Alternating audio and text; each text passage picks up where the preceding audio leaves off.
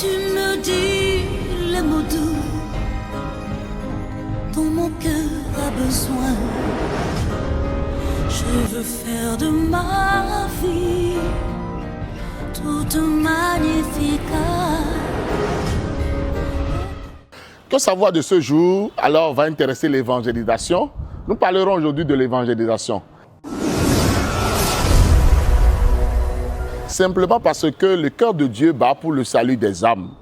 Et en tant qu'enfants de Dieu, nous ne devons pas seulement croire qu'évangéliser, c'est parler de Jésus autour de nous. Mais nous devons vivre alors la vie chrétienne. Notre vie, notre comportement, notre attitude, nos manières de faire doivent refléter qui nous sommes. Nous sommes des enfants de Dieu. La parole de Dieu dit que nous sommes des témoins de Christ sur la terre. Nous sommes ambassadeurs du ciel.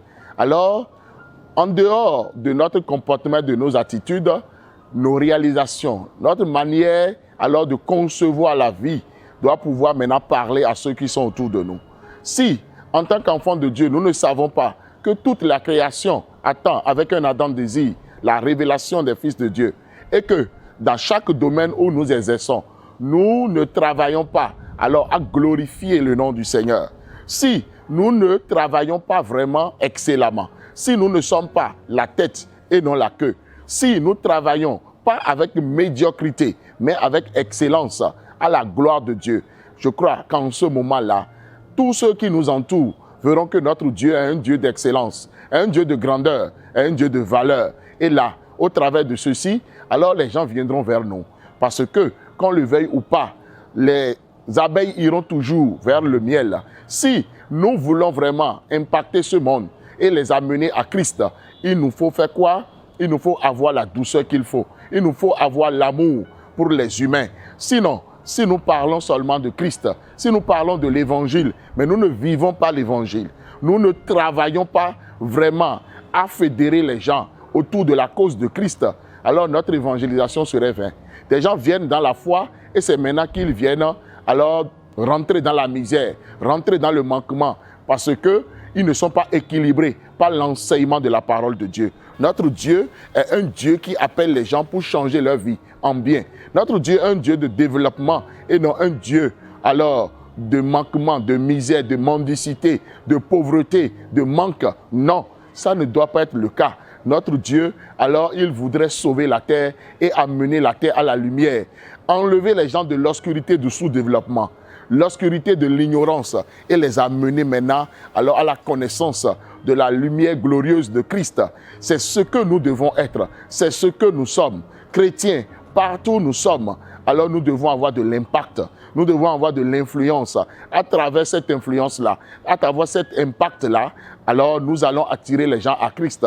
Nous allons leur parler de Jésus. Si nous sommes chrétiens, 2 chrétiens, 3 chrétiens, dans un milieu, alors professionnel, ou bien quelque part, et on ne voit pas l'unité, on ne voit pas la bonne compréhension, on ne voit pas la cohésion, on ne voit pas l'amour fraternel, alors se manifester. Alors quel Christ nous voulons prêcher à ce monde qui est déjà divisé, qui est fatigué? Non, nous devons être fédérés, nous devons être un. Nous devons alors montrer et témoigner de l'amour les uns envers les autres. Et les autres verront que ceux-ci, ils connaissent quelqu'un que nous n'avons pas. Jésus-Christ de Nazareth.